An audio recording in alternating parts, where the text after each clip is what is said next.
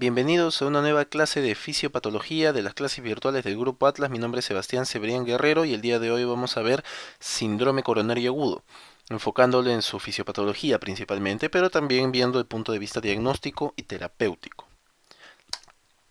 Para hablar de SICA, o síndrome coronario agudo, yo primero tengo que conocer lo que es angina. Angina es básicamente un dolor retroesternal, opresivo. Esa es la definición de una angina. La angina puede ser dividida en angina estable, y para que yo hable de angina estable, debo cumplir con 4 características. Primero, que sea un dolor, como ya lo dijimos, retroesternal opresivo.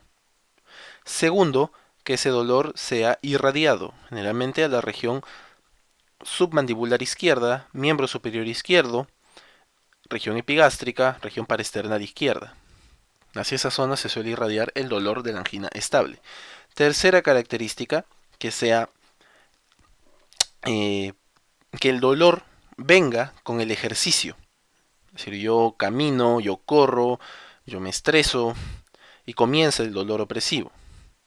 Y cuarta característica, que cede con el uso de nitratos, es decir, nitroglicerina sublingual, calma el dolor anginoso. Si cumple esas 4 características clínicamente, yo la puedo clasificar como angina estable.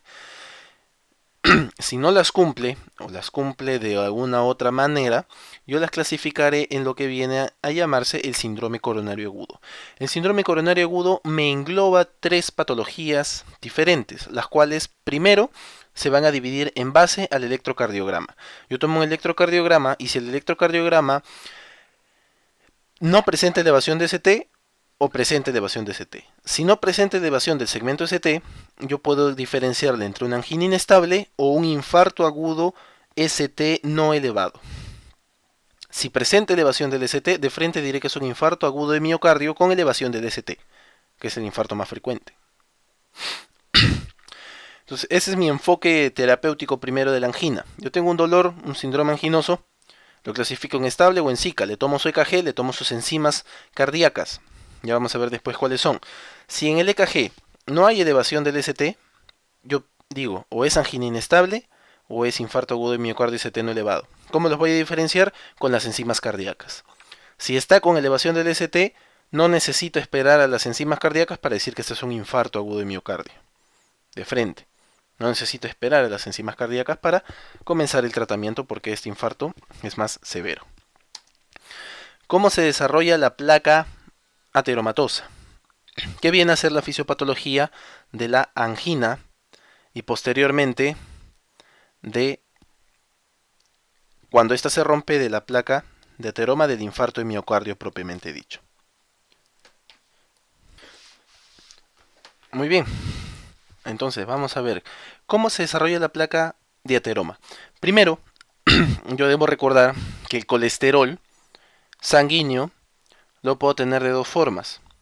Lo puedo tener unido al LDL, que va a ser un colesterol polar no esterificado, o lo puedo tener unido al HDL, que va a ser un colesterol esterificado no polar. El LDL, unido al colesterol no esterificado, va a ser un colesterol que fácilmente va a ser fagocitado por los macrófagos que se encuentran en la porción subendotelial. La función del LDL es entregar colesterol, entonces se va a pegar a la membrana del endotelio.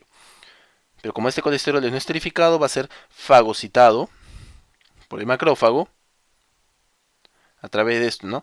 El LDL ingresa, va a haber moléculas de adhesión celular que van a permitir que los monocitos ingresen, se conviertan en macrófagos y estos fagociten a los LDL. Al fagocitar al LDL, van a llamar lo que se conoce como célula espumosa. LDL oxidado ingresa al macrófago y lo convierte en célula espumosa. La célula espumosa, entonces, ¿qué es? Es un macrófago con LDL. Este macrófago va a comenzar a liberar sustancias proinflamatorias que contiene en sus gránulos. Sustancias mitogénicas y sustancias quimiotácticas. las cuales van a hacer que más células espumosas se comiencen a acumular en el espacio subendotelial y comiencen a proliferar. Dentro de estas células proliferadoras también van a haber fibroblastos, los cuales van a estar rodeando a esta porción de macrófagos espumosos que se han formado en el centro. Entonces, así es como se forma la placa de ateroma. Y mientras más va creciendo hacia el espacio intrínseco del vaso sanguíneo, más va obstruyendo la luz y más dolor anginoso va generando. Entonces, ¿por qué se genera el dolor anginoso? Por una diferencia entre la demanda y la oferta del oxígeno, debido a este aumento de espacio subendotelial de células espumosas. Esto es la placa de ateroma.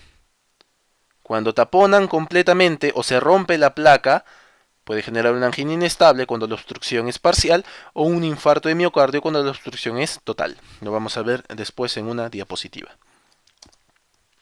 Entonces la angina estable, ¿cómo la defino yo?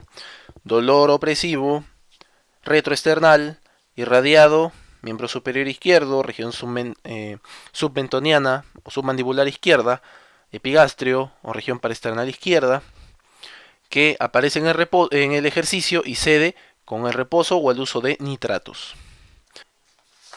Otro concepto que debemos conocer es el equivalente de angina.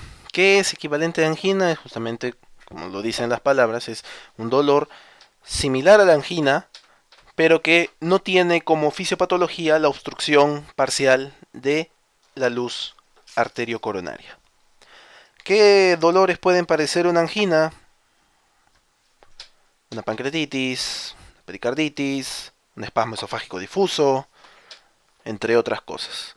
Y hay algunos que también pueden simular un infarto de miocardio, sin serlo.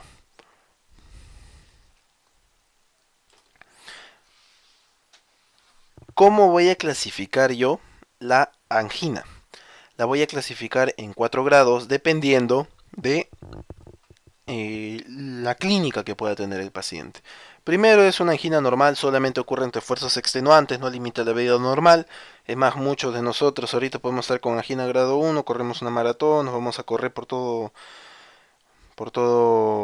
el pentagonito queriendo que abra el huevo de Pokémon Go. Ya, genera dolor, eso es angina grado 1. Grado 2, limitación ligera de la actividad física. Esta va a aparecer cuando al andar muy rápido o subir escaleras, se dice que suelen ser promedio unas 10 cuadras para que aparezca el dolor, o subir 2 o 3 pisos, ya puede generar dolor, ¿no? Como dice acá, subir un piso de escaleras, en general son dos pisos, y caminar 1 o 2 manzanas, generalmente unas 10 cuadras, suele generar ya este dolor. El grado 3, limitación marcada ya de la actividad física, aparece cuando andas menos, incluso de unas 2 o 3 cuadras, y cuando subes un solo piso ya estás cansado. Eso es angina grado 3. Y grado 4, cuando tienes en reposo. Esos sí ya son más severos. Entonces la clasificación de la angina en base a la limitación física que tiene el paciente. Y así es como tú tienes que aproximarte a un señor o un paciente que te llega con un síndrome anginoso.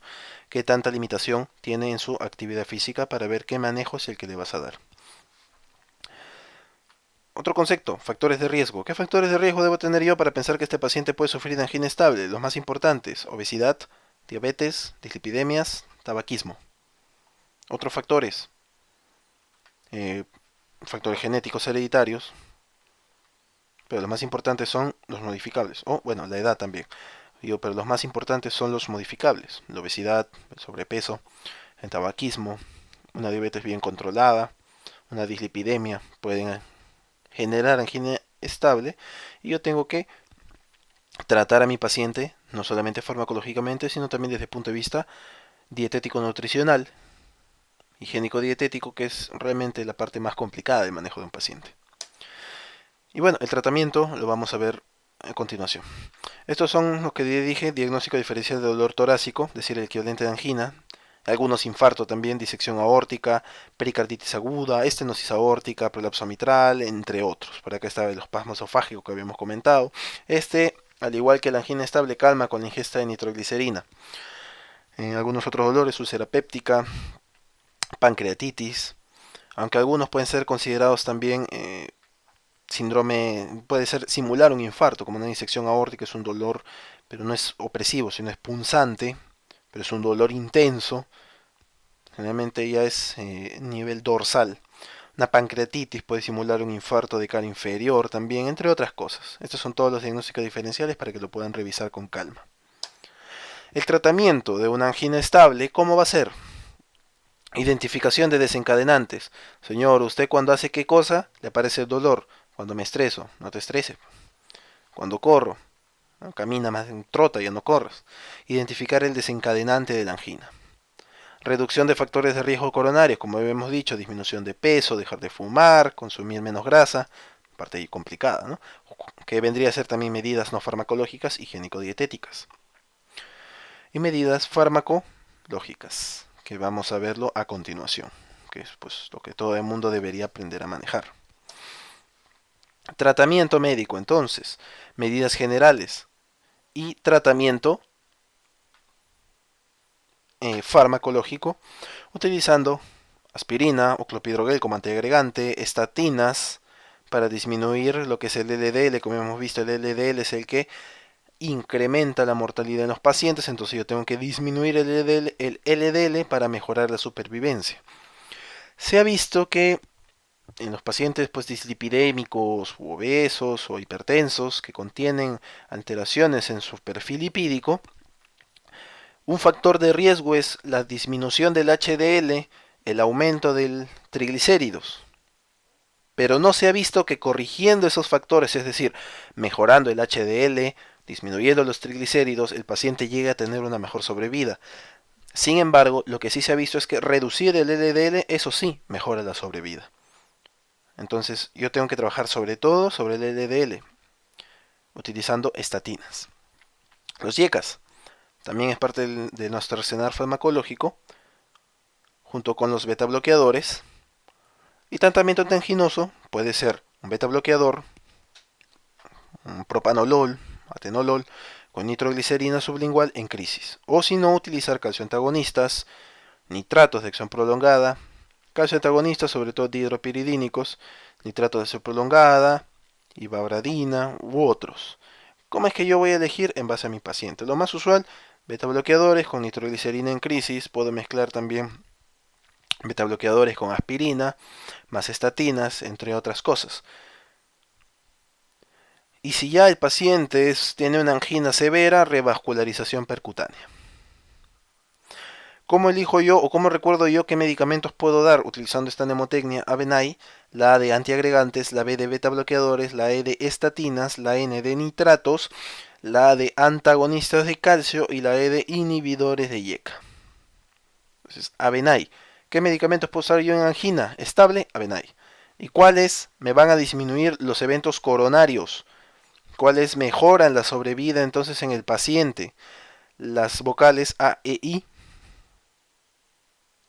La A de antiagregantes, no de antagonista de calcio. La A, E, I y la B. La A, antiagregantes, aspirina. La E, estatinas.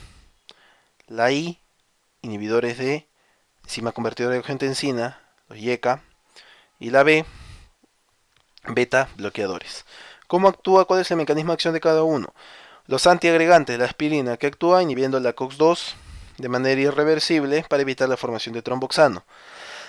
Las estatinas inhiben la enzima hidroximetilglutaril con enzima reductasa, evitando la formación de hidroximetilglutaril a mevalonato en el ciclo de la síntesis del colesterol.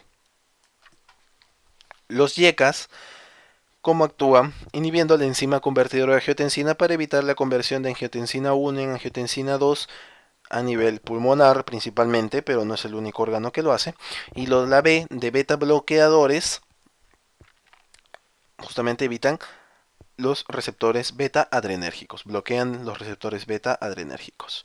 En vez de YECA, si el paciente tiene mucha tos como principal efecto adverso de los YECAs, ¿qué puedo utilizar? Puedo utilizar bloqueadores del receptor de angiotensina 2. Entonces puedo darle a mi paciente su captopril con su aspirina y su atorvastatina. Un esquema bastante clásico de manejo de hipertensión, de angina estable. Puedo darle un beta bloqueador con su aspirina solamente si es que veo que no tiene dislipidemia, o puedo agregarle la estatina en el caso de LDL elevado. Pero cualquiera de estos medicamentos en combinación debo tener como principal idea de manejo de esquema terapéutico en el paciente crónico. ¿Por qué? Porque son los que mejoran sobrevida. Siempre preguntan cuáles son los medicamentos que mejoran sobrevida. En angina, por ejemplo, te dicen estos de acá. ¿Ok? Esta tabla es para el diagnóstico o aproximación diagnóstica en el paciente con sospecha de síndrome coronario agudo sin elevación del segmento ST. Es decir, un SICA sin elevación del ST. Ya hemos acabado con angina estable, vamos a la segunda parte que es SICA y lo dividimos como vimos en la primera diapositiva en SICA sin elevación del ST. Le hago la anamnesis para diferenciarlo, ver si puedo aproximar la diferenciación. Le tomo el EKG, apenas llega a menos de 10 minutos, y le hago su analítica, le tomo enzimas. ¿Por qué? Porque si el EKG sale normal, no es ST no elevado, voy a tener que tomarle enzimas cardíacas para ver diferenciarlo entre angina inestable y un infarto agudo de miocardio sin elevación del ST. Entonces le tomo el EKG. Sospechaba de un ST no elevado, pero me sale que está con elevación del ST, lo manejo como infarto, lo vamos a ver en un ratito. Me sale todo normal, puedo pensar en un diagnóstico alternativo, dentro de los otros diagnósticos diferenciales de dolor torácico que hemos visto. Si confirmo el ST no elevado, ¿qué tengo que hacer? Oxígeno a mi paciente, monitorizar el EKG, repetirlo a las 6 horas, repetir las enzimas cardíacas, para ver si no ha sido un infarto que recién se había instalado y no había elevado las troponinas, que se elevan recién después de 10-12 horas. Una ecocardiografía en reposo, bueno, si es que tuviera la oportunidad, para ver la hemodinamia del paciente. Y lo catalogo en riesgo bajo, riesgo medio alto o riesgo extremo. Riesgo bajo, cuando el paciente te llega pero no tiene muchos factores de riesgo, está controlado, te sale pues una angina estable, inestable mejor dicho. Cuando te sale angina inestable generalmente suele ser un riesgo bajo. ¿Qué hago ahí? El manejo de una angina estable más anticoagulación. Como hemos dicho, la angina inestable es la ruptura de esa placa de ateroma, pero obstruyendo de manera parcial. Entonces lo que tengo que hacer es antiagregar con aspirina, por eso dan acá aspirina, y anticoagular al paciente. ¿Con qué? Con enoxaparina, en el caso que esté hospitalizado, o warfarina, pero lo que más usa pues es heparina no fraccionada, enoxaparina, que puede ser por vía subcutánea, de 20, 40, 80 miligramos. Viene la ampolla. Estatinas de manera precoz para estabilizar la placa. ¿Qué hace la estatina? Siempre te preguntan, aparte del mecanismo de acción que acabamos de conversar, estabiliza la placa de ateroma. Es decir, habíamos visto que tenía una cubierta fibrosa y un centro espumoso.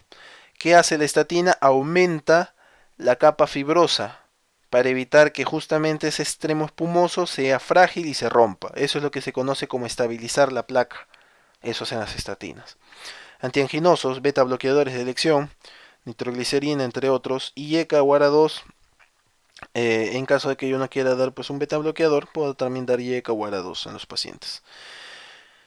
O en combinación también, si en caso de que el riesgo sea medio o alto.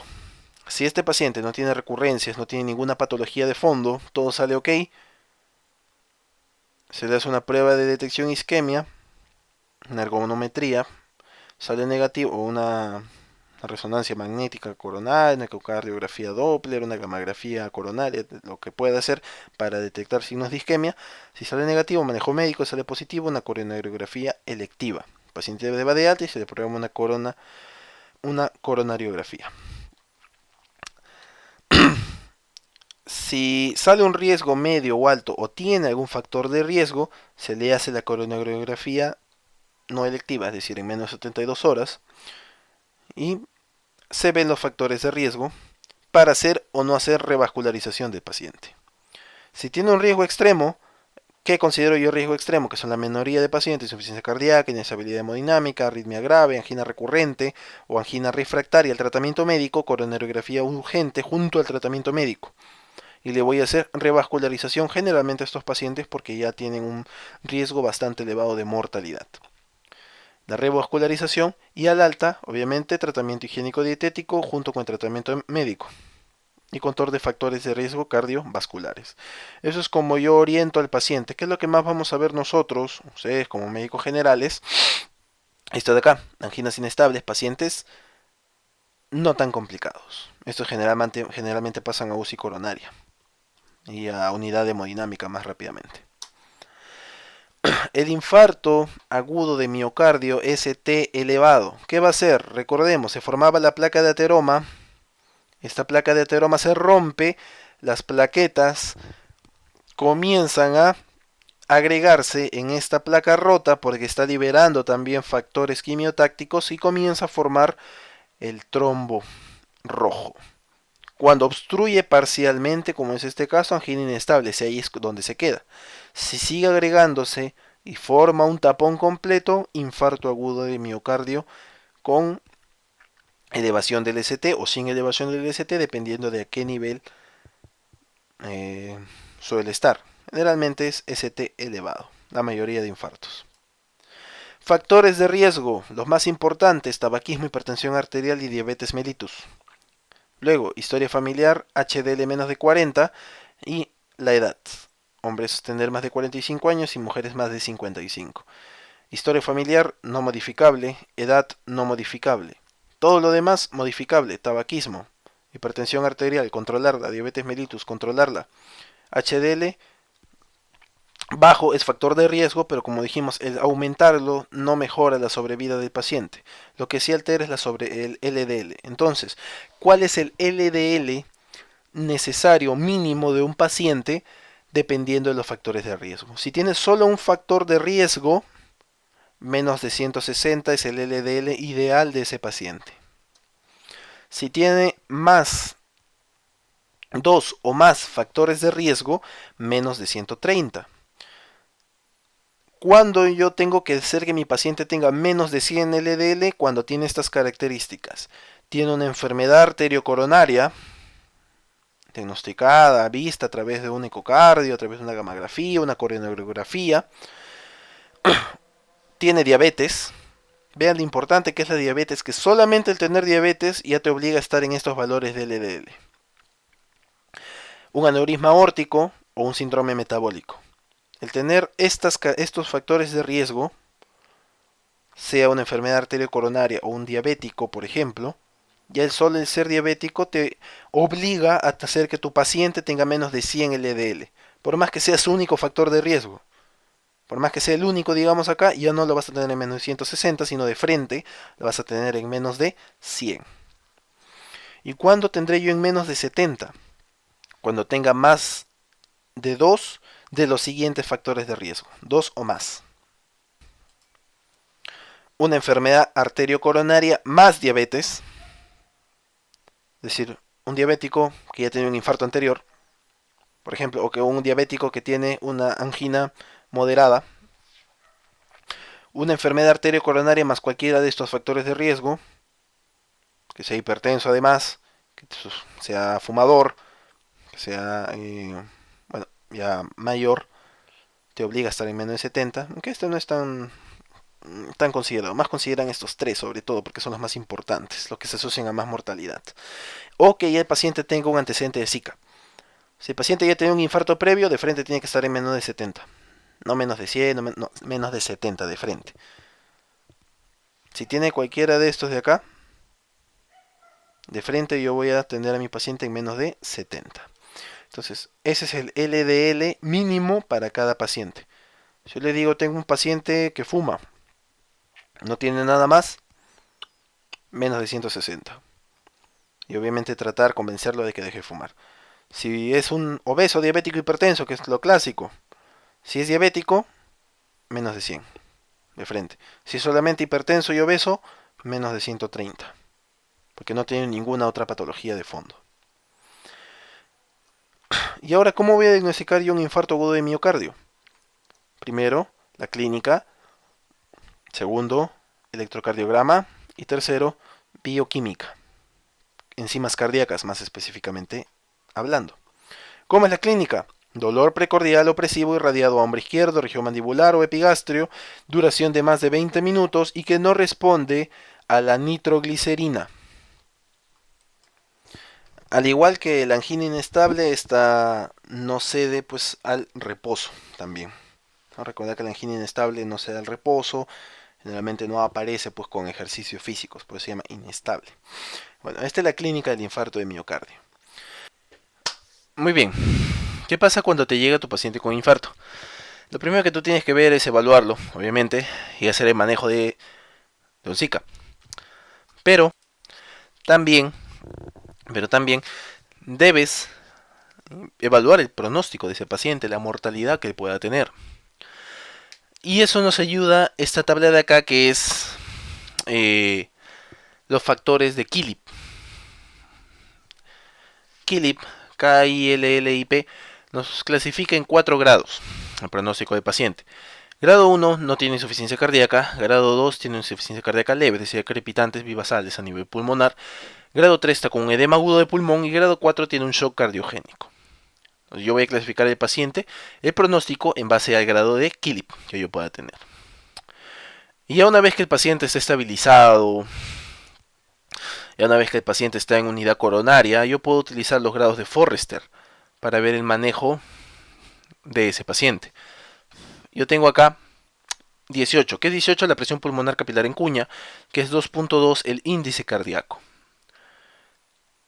Cuando la presión pulmonar está más de 18, el paciente está encharcado. Cuando está menos de 18, está normal o deshidratado. Cuando está en más de 2.2, el paciente está congestionado, tiene demasiado gasto cardíaco por insuficiencia probablemente, y cuando está en, o puede ser un paciente normal, y cuando está en menos de 2.2 es porque está teniendo hipoperfusión. Entonces, grado 1 significa una presión pulmonar menos de 18, puede estar normal, o más de 2.2 puede estar normal este paciente. Grado 1 entonces, ¿con qué lo voy a manejar? Con oxígeno y beta bloqueadores para estabilizar nada más al paciente, aumentar su demanda de su oferta de oxígeno ante el aumento de la demanda, y beta bloqueadores como mecanismo de supervivencia, de mejorar la sobrevida. Si está en más de 18 y el índice cardíaco está en más de 2.2, es decir, el paciente está encharcado, estará en un grado 2 de Forrester. ¿Y qué le daré yo? Diuréticos para disminuir el grado de congestión. Grado 3 es cuando el índice cardíaco está en menos de 2.2 y la presión pulmonar está en menos de 18. ¿Qué daré ahí? Aumento de líquidos. ¿Qué es lo que falta? Perfusión. Entonces, aumento de líquidos para mejorar la precarga. Si está encharcado y aparte está hipoperfundido, eso es shock cardiogénico. ¿Qué voy a hacer ahí? Vasodilatadores, aminas, como dopamina, balón de contrapulsación intraórtico. ¿Qué es el balón de contrapulsación intraórtico? Es esto de acá. Es un balón que se desinfla en sístole, se infla en diástole. ¿Para qué hace esto? Para mejorar la perfusión en diástole de las arterias coronarias, por ende para mejorar la perfusión del miocardio. ¿Cuándo voy a utilizar yo, cuándo indico yo el balón de contrapulsación intraórtico? En un paciente con shock cardiogénico, un paciente que va a ingresar a un trasplante cardiovascular, lo puedo utilizar en un paciente posinfartado que tiene alguna complicación mecánica, que no está respondiendo al tratamiento médico adecuado. Generalmente esos son los usos e indicaciones que se pueden utilizar de balón de contrapulsación intraórtico. Muy bien, entonces así es como manejaremos nosotros a nuestro paciente si es que tuviéramos la oportunidad de clasificarlo en base a Forrester. El electrocardiograma, nosotros tenemos que evaluar 3 cosas: isquemia, lesión y necrosis. La isquemia, ondas T. La onda T es la onda de repolarización ventricular. Va a estar ondas T picudas o elevadas cuando la lesión es subendocárdica, y cuando es subepicárdica, también llamada transmural, van a ser T invertidas. Es decir, se invierte la onda T, se hace negativa. Luego, lesión, que ya nos va a dar el diagnóstico pues, de un infarto de miocardio. Voy a ver el segmento ST. Puede haber un infradesnivel en el caso del subendocárdico o un supradesnivel en el caso del subepicárdico o transmural, que es lo más frecuente. Generalmente hay que voy a ver un supradesnivel del ST. ¿Qué otras patologías pueden elevar el ST? Una de las más frecuentes, pericarditis. Pero generalmente, vamos a ver el rotulador, la onda que se dibuja, esta es la onda P, QRS, y se eleva el ST y va a formar una concavidad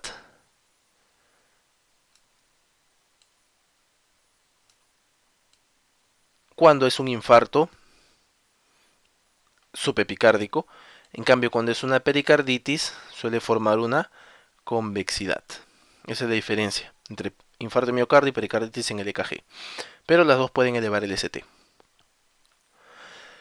Y luego, ya como rezago, como cicatriz que hubo, voy a tener la onda Q patológica. ¿Qué es la onda Q patológica? Cuando la onda Q mide más de un tercio de la onda R de la derivación que yo estoy mirando. Generalmente esto se asocia pues a una lesión subepicárdica o transmural que va a devenir en una cicatriz, por decir así, fibrótica de la zona donde hubo isquemia, necrosis y ya no se recuperó ese tejido.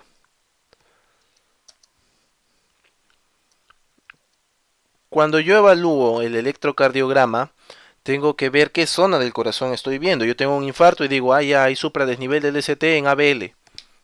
¿Y eso qué significa? ¿Qué cara del corazón estoy viendo ahí? Ahí lo tiene. La cara lateral alta, D1 y ABL. Cara lateral baja, B5, B6. Cara anterior, B3, B4. El septum, B1, B2. La cara inferior, bien preguntado en exámenes, D1, D2, D2, D3, ABF.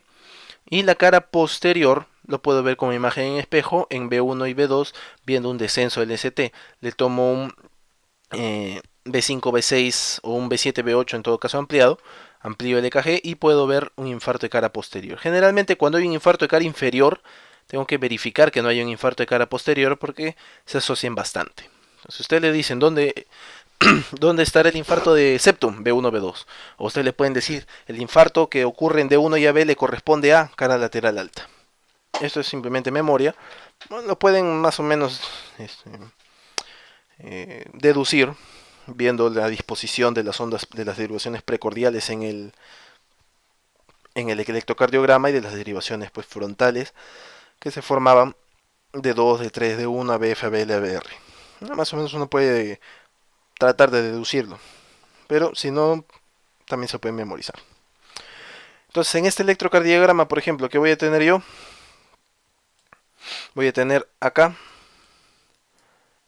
supradesnivel del ST, acá supradesnivel del ST, acá un infradesnivel y acá supradesnivel. Entonces, ¿dónde va a estar el infarto? Cara inferior. D2, D3, ABF. Ahí es donde está el infarto de cara inferior. ¿Ok? Muy bien. Eso es como ejemplo nada más. Bioquímicamente, a la par que yo pido el electrocardiograma, pido mis enzimas cardíacas. Y voy a tener las principales, son estas dos de acá. CPK, fracción MB, que es un músculo. Y troponinas, troponina C y troponina T. Estas troponinas son las más específicas, pero son las que más demoran en aparecer. Como vemos, aparecen recién a las 4-8 horas y desaparecen a los 7 a 10 días, teniendo una máxima sensibilidad a los 2 días, recién de haberla tomado un pico a los 2 días. En cambio, el CPK tiene un tiempo de detección de 4 a 8 horas también, pero ya a las 24 horas veo su pico máximo y dura solamente 2 días. ¿Por qué es importante? No, esto no había. ¿Por qué es importante? Porque yo tengo un paciente, le tomo su CPK, sale elevado, hace su pico y luego disminuye. En cambio, la troponina, yo le tomo su troponina, se eleva, se mantiene elevado y recién a los 10 días disminuye. ¿Por qué ocurre esto? Porque la troponina, pues obviamente tiene un tiempo de vida de duración de 10 días. ¿Y por qué es importante que yo conozca la duración? ¿Qué pasa si un paciente se reinfarta al 5.º día? Y yo le pido solamente troponinas, va a seguir elevadas. ¿Me voy a dar cuenta del infarto? No. Pero si yo a los 5 días le tomo un CPK y sale elevado, probablemente ese paciente se esté reinfartando. Porque solamente, como vemos, el CPK dura 2 horas. Perdón, 48 horas, 2 días. Entonces, al quinto día ya no debería haber CPK, pero sí todavía debería poder encontrar troponinas y elevadas sin ningún problema. La mioglobina ya no se utiliza tanto, pero ahí les dejo los datos teóricos de cuánto dura, cuánto es el tiempo de acción, de duración y todo, pero es muy inespecífica, entonces no se utiliza. En cambio, el CPK-MB es un poco más específico y el gold estándar bioquímicamente hablando es las troponinas para el diagnóstico de infarto y miocardio. Entonces, ¿qué hago yo cuando sospecho de un Zika ST elevado? Anamnesis, exploración, isoelectrocardiograma rápido. Si sale elevado con el EKG, actuar. Si sale diagnósticos alternativos, ver pruebas alternativas. Puedo considerar un ecocardio y seriación de marcadores de necrosis, como puede ser CPK, troponinas, LDH. Elevación persistente del ST y bloqueo de rama izquierda, manejo del ST elevado.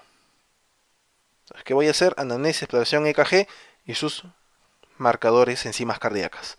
Si sale ST elevado, pum, manejo. ¿Cómo es el manejo? Entonces son las preguntas. ¿Cómo es el manejo que yo voy a tener? Primero, terapia básica de un paciente es la mnemotecnia MONA.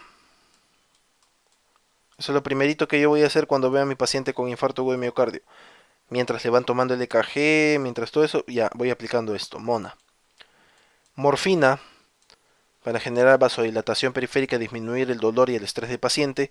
Oxígeno para mejorar la perfusión oxigenatoria ante la demanda aumentada de oxígeno. Nitroglicerina para generar vasodilatación y generar pues, mejoría del dolor en el paciente.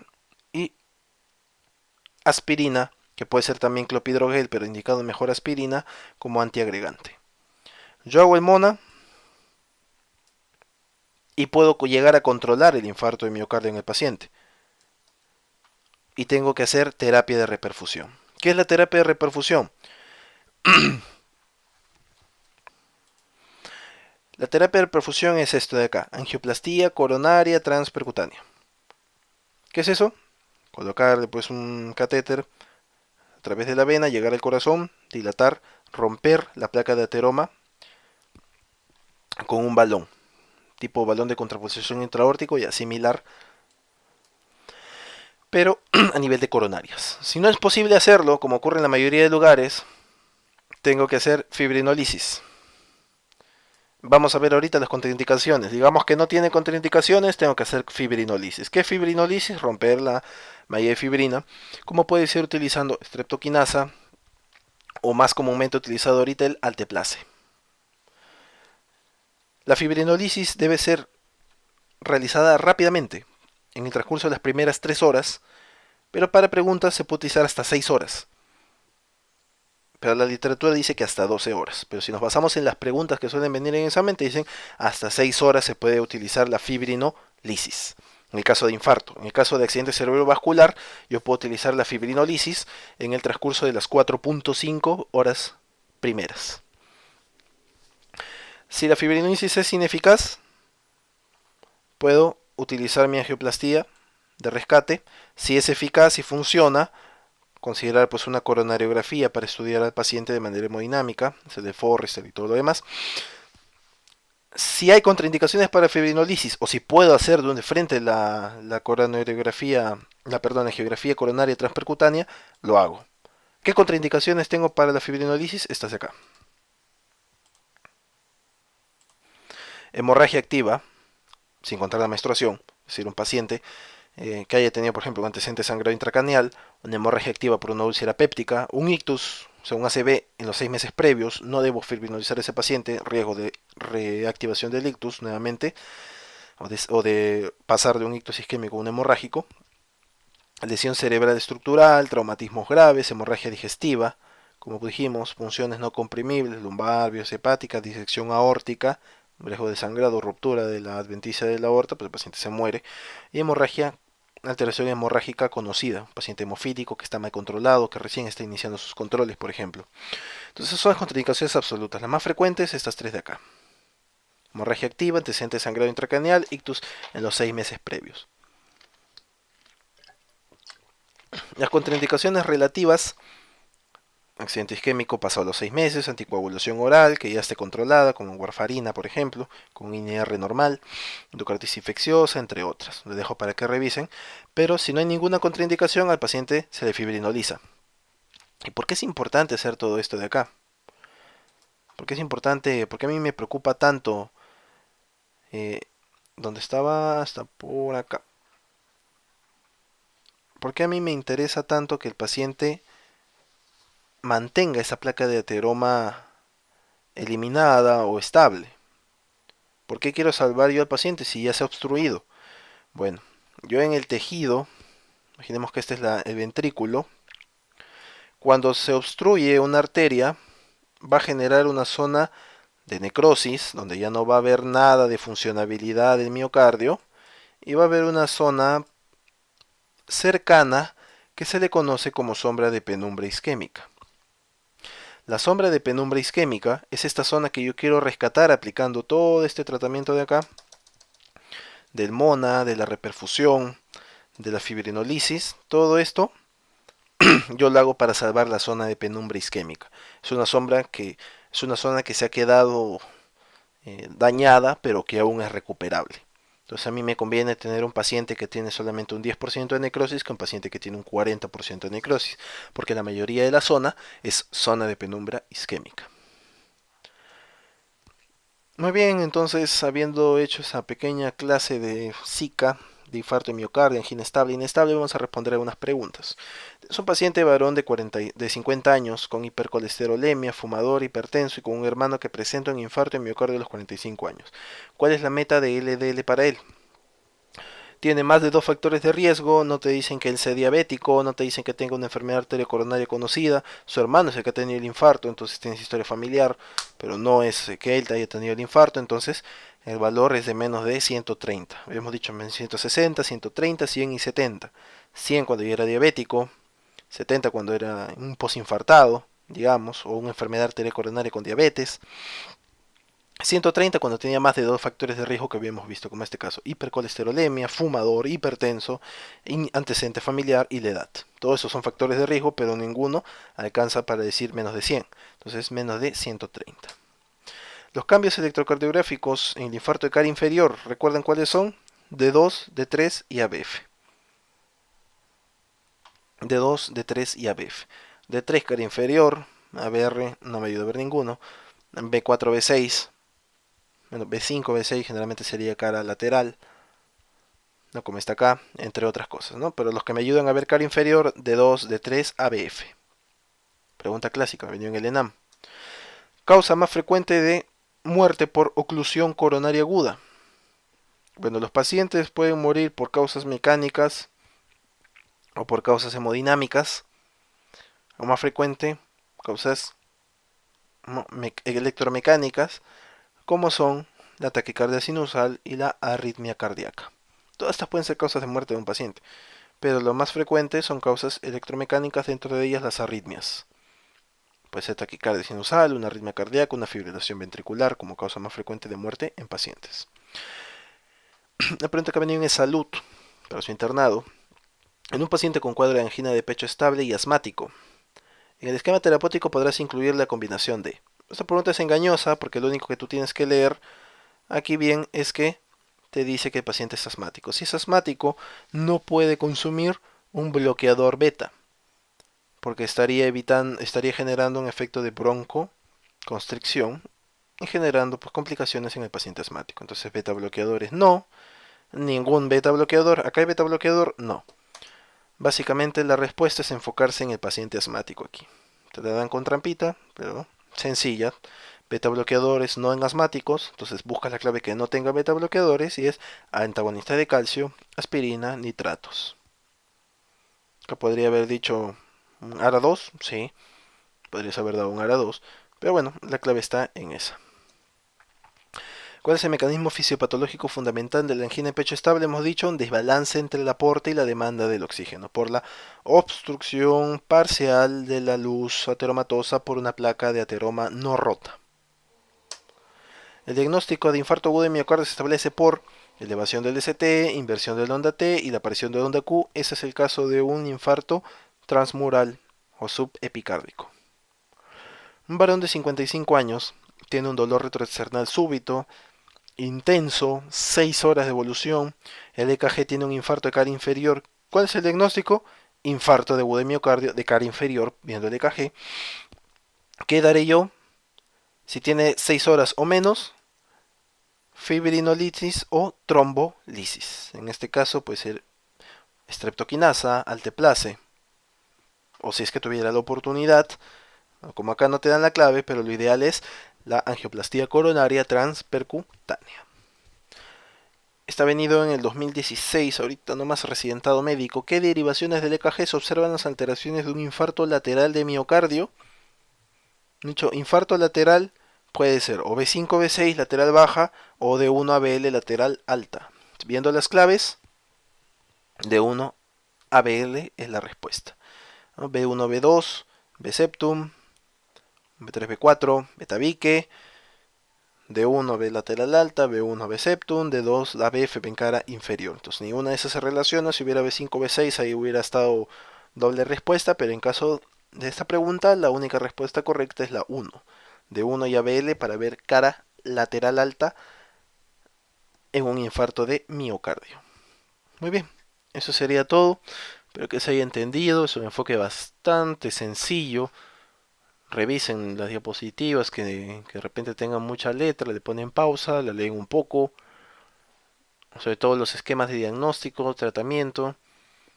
Importante diferenciar una angina estable, inestable, de un infarto de agudo de miocardio ST elevado sin elevación del ST.